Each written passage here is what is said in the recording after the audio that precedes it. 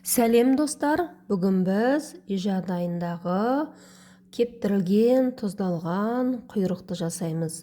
Ол өте оңай.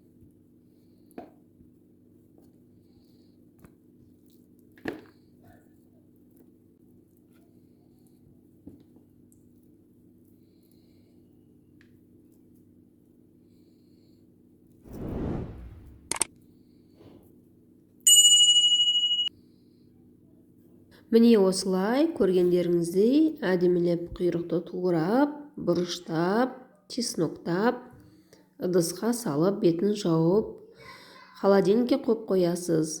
Кейін дастарханға шығарып, нанға қойып жейсіздер. Өте тойымды, жүрекке қатты тимейді, майлы болып, күні бойы тоқ жүреді.